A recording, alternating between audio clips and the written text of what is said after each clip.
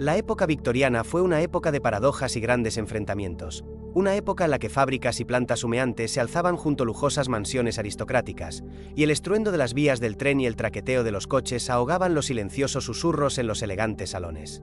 Esta misma profunda e insalvable brecha recorría las cocinas británicas, dividiéndolas en dos mundos completamente incomparables. El mundo de las exquisitas cenas, el ritual del té de las 5 y los postres increíbles, accesibles solo para unos pocos, y el mundo oscuro y duro de las ciudades industriales y los pueblos empobrecidos, donde la cuestión no era el placer gastronómico, sino la simple supervivencia física, y donde la cena podía ser un estómago de cordero hervido, peor aún, la carne de un animal muerto de enfermedad. ¿Qué comía realmente la gente en la época victoriana y cómo se reflejaban en sus platos el progreso tecnológico y la desigualdad social?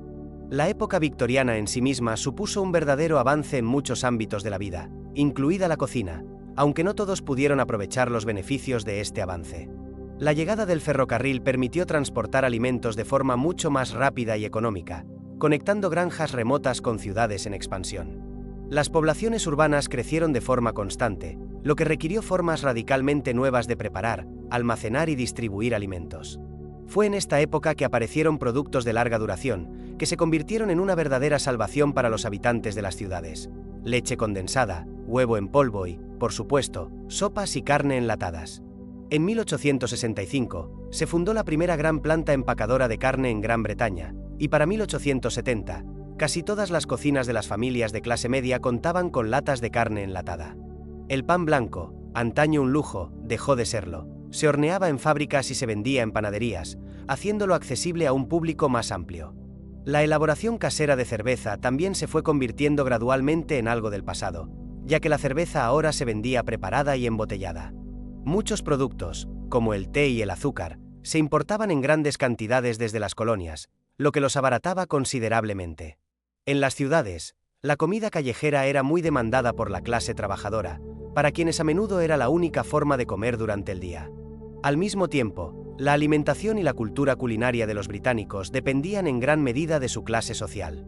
La nutrición de las clases bajas, por ejemplo, los campesinos, dependía directamente de la buena cosecha del año. Por lo general, su comida consistía en pan de trigo integral, patatas, un poco de mantequilla, queso, leche, cerveza barata y té. La oferta de productos cárnicos se limitaba al cerdo salado. Los campesinos simplemente no podían permitirse otra carne. Todos los bosques y la caza que albergaban eran propiedad de los terratenientes, y en Inglaterra existían leyes extremadamente severas contra la caza furtiva. Hasta 1857, matar un conejo en el bosque de un terrateniente se castigaba con el exilio, y en la segunda mitad del siglo, con prisión o una multa cuantiosa, que una familia pobre no podía pagar. Los ingresos de los trabajadores urbanos en la Inglaterra victoriana variaban enormemente. Todo dependía del lugar de trabajo y las habilidades. Los habitantes de los barrios bajos a menudo carecían no solo de utensilios comunes, sino también de estufas básicas para cocinar. Además, la estufa necesitaba calentarse con algo, y los más pobres simplemente no tenían dinero para leña o carbón. La mayoría de las veces, los pobres urbanos comían pan seco y sopa aguada, por ejemplo, hecha de harina, agua y sal. Sin embargo, un trabajador cualificado londinense podía permitirse una vida más próspera. Podía ganar hasta 30 chelines a la semana, y con este dinero lograba mantener a su esposa desempleada y a sus 5 hijos pequeños. Por supuesto, casi todo el dinero se gastaba en comida: pan, té, café, azúcar, mantequilla, verduras, patatas, arenque salado y un poco de carne. Aún quedaba algo de dinero para leña, carbón, jabón y otros artículos esenciales. En estas familias, la carne se comía estrictamente los domingos, el único día en que toda la familia cenaba junta. Las vísceras se solían comprar en la carnicería, ya que eran mucho más baratas que la carne. Se aprovechaban todas las partes del cuerpo del animal: cabezas, pezuñas, vísceras, cartílagos, huesos e incluso intestinos. Fue durante la época victoriana cuando se popularizó el tradicional plato escocés, el haggis. El haggis se elaboraba con vísceras de oveja, que en otros lugares se habrían desechado. El corazón, el hígado y los pulmones se picaban finamente y se mezclaban con cebolla, pimiento, carne picada y manteca de cerdo. Toda la masa se envolvía en intestinos o estómago de oveja bien lavados y se hervía durante un buen rato. Entre los pobres, este plato se consideraba festivo y se preparaba tradicionalmente para Navidad. Otras recetas tradicionales victorianas para los pobres incluían cabeza de ternera hervida, pezuñas de carnero en gelatina y hocico de cerdo seco. Incluso existía una palabra especial, brooxie, para la carne de los más pobres. Normalmente, se trataba de la carne de una oveja muerta de alguna enfermedad. En aquellos tiempos, las ovejas eran mucho más susceptibles a infecciones como la salmonela y la tiña.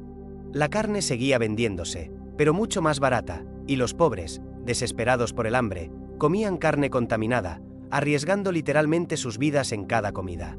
Muchos miembros de la clase trabajadora comían comida callejera barata. Por suerte, había mucha. Los vendedores ambulantes vendían naranjas y manzanas, patatas asadas, castañas asadas, pasteles con diversos rellenos, pretzels y sorbetes. Y esta no es una lista completa.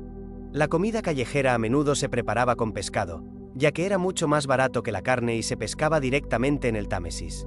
Uno de los platos más populares era el egor en gelatina. La anguila se hervía en una cacerola grande con condimentos y luego se enfriaba. La anguila fría se gelificaba con su propia gelatina y se convertía en una masa gelatinosa.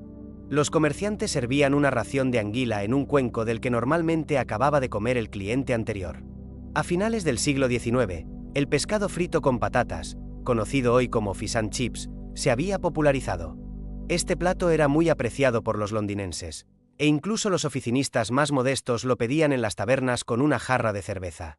El té y el café también se vendían en las calles de las ciudades, pero seguían siendo caros. Una alternativa más económica era el salup. El salup es una bebida tónica caliente. Inicialmente, se elaboraba con harina de salep, obtenida de bulbos de orquídea. Posteriormente, el salep fue sustituido por la raíz del árbol norteamericano de sasafrás. Al salep se le añadía azúcar y leche, como al té, y se bebía caliente. Más tarde, esta bebida comenzó a utilizarse como remedio para enfermedades venéreas, y beberla en público se volvió indecente. Las bebidas más populares eran la cerveza y la ale, incluso entre la clase media. Se bebía cerveza siempre que se quería. Esto no es sorprendente, ya que era mucho más barata que el té o el café. Además, el agua de las bombas de la ciudad estaba tan sucia que a menudo causaba epidemias de enfermedades intestinales, por lo que beber cerveza hervida era mucho más seguro. La bebida alcohólica favorita de la clase trabajadora era la ginebra. Se bebía ginebra, cerveza y ale en tabernas y pubs. Cualquiera que quisiera podía pagar al dueño del establecimiento 2 guineas al año e ir a tomar algo todos los días, sin restricciones. El menú de la clase media era mucho más contundente y variado. Tradicionalmente, el desayuno era tardío y, para los estándares modernos, muy abundante. Ternera fría, a veces incluso chuletas, pescado, huevos, queso y cerveza. A mediados del siglo XIX, se dejó de tomar cerveza para desayunar y fue reemplazada por completo por el té y el café, que se hicieron más accesibles. En lugar de platos de carne, comenzaron a cocinar todo tipo de pasteles y tostadas con mantequilla y mermelada. El kedjeree se convirtió en un plato popular para desayunar. Se cree que el kedjeree se trajo de la India a mediados del siglo XIX. En India, un plato similar se llama kichari. El kedjeree se elabora con egle fino ahumado, arroz hervido, huevos duros, perejil, mantequilla, crema, pasas y curry. Normalmente, los profesionales de clase media trabajaban fuera de casa y cenaban fuera con sus colegas. Sin embargo, sus esposas cenaban en casa, generalmente con las sobras de la cena de la noche anterior. A medida que avanzaba la época victoriana, las cenas se hicieron cada vez más tardías. Hubo varias razones para esto. En primer lugar, la jornada laboral se alargó. En segundo lugar, la aparición de la iluminación de gas, que permitía a la gente regresar a casa del trabajo más tarde. La imitación de las clases dominantes también influyó en este caso. Los aristócratas ofrecían recepciones por las noches y la clase media copió diligentemente sus costumbres. En la sociedad victoriana había dos, a primera vista, ideas incompatibles. Una predicaba la imagen de una nueva mujer feminista, mientras que la otra glorificaba a la llamada mujer auténtica, la guardiana del hogar. La principal virtud de la mujer auténtica se consideraba la destreza en el cuidado del hogar. El libro de referencia de toda joven victoriana de clase media era la enorme obra de Isabella Beton, El libro de las tareas domésticas, de 1861. En la traducción rusa, este libro se conoce como el libro de cocina de la señora Beton. De hecho, contiene consejos para todas las ocasiones, desde cómo despedir correctamente a un sirviente hasta cómo deshacerse de las pecas. Pero la mayor parte del libro, por supuesto, está dedicada a recetas culinarias. Es curioso, pero este éxito de ventas, por el que todas las mujeres de clase media y alta suplicaban, consiste casi en su totalidad en plagio. Lo cierto es que la señora Benton comenzó a escribir su libro casi inmediatamente después de casarse con su esposo, el editor Samuel Benton. Isabella era una ama de casa muy joven e inexperta. Sin embargo, comenzó a escribir una columna en la revista de su esposo. Copiaba recetas de libros ya publicados y también publicaba recetas enviadas por los lectores. 3 años después, la señora Benton publicó un libro basado en estos artículos. Como era de esperar, el libro también contenía algunos consejos realmente extraños, lo que confirma una vez más que la señora Benton sabía poco de cocina. Por ejemplo, el libro recomendaba hervir los macarrones durante 1 hora y 45 minutos. Como muchos otros británicos de su generación, la señora Benton desconfiaba de los alimentos desconocidos. Afirmaba que los mangos sabían a trementina, las langostas eran incomestibles y el ajo era repugnante. Muchos alimentos fueron declarados narcóticos y muchos eran simplemente dañinos. El queso, según la señora Benton, solo puede ser consumido por personas sedentarias, y los tomates supuestamente contienen alcaloides que provocan vómitos. Gracias a la aristocracia inglesa, el famoso té de las 5, o 5 o'clock tea, apareció en Gran Bretaña. Los británicos han bebido té desde tiempos inmemoriales, allá por el siglo XVII, pero el ritual del té de las 5 fue introducido en 1840 por Anne Russell, duquesa de Bedford. Un día, mientras paseaba por su castillo para matar el tiempo entre el almuerzo y la cena, la duquesa le ordenó a su doncella que llevara sus utensilios para preparar té al salón. La siguiente vez, para combinar negocios con placer, la duquesa invitó a sus amigas al té de la tarde. A todos les gustó tanto que la gente comenzó a reunirse cada vez con más frecuencia, y así surgió la tradición inglesa de tomar té. Según otra versión, la moda del té de las 5 fue introducida por la reina Ana. Tradicionalmente, se sirven con el té pequeños sándwiches ligeros, bollitos con mermelada y crema espesa, y también galletas. El tradicional bizcocho Victoria recibió su nombre en honor a la reina. En 1843, Alfred Bird inventó la levadura química, que hacía que el tradicional pastel de mantequilla, huevo y azúcar quedara ligero y esponjoso. La invención se celebró con una receta especial de bizcocho con una capa de mermelada, que la propia reina probó. El principal entretenimiento de la aristocracia era la cena. Era un ritual especial con muchas formalidades y reglas de etiqueta. Las invitaciones a cenar se enviaban con 3 semanas de antelación. Se esperaba que los invitados llegaran puntuales.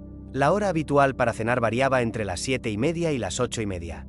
Llegar con más de 15 minutos de retraso no era aceptable.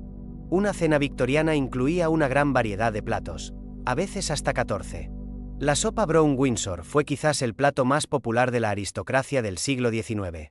Se cree que fue inventada por el cocinero del rey Jorge IV y luego perfeccionada por el cocinero de la reina Victoria. A juzgar por la receta de esta sopa, se puede concluir que las preferencias gastronómicas de los aristócratas no eran nada refinadas. La sopa consistía en una espesa salsa de carne con vinagre de malta, frijoles, pimienta negra y frutos secos oscuros como dátiles e higos.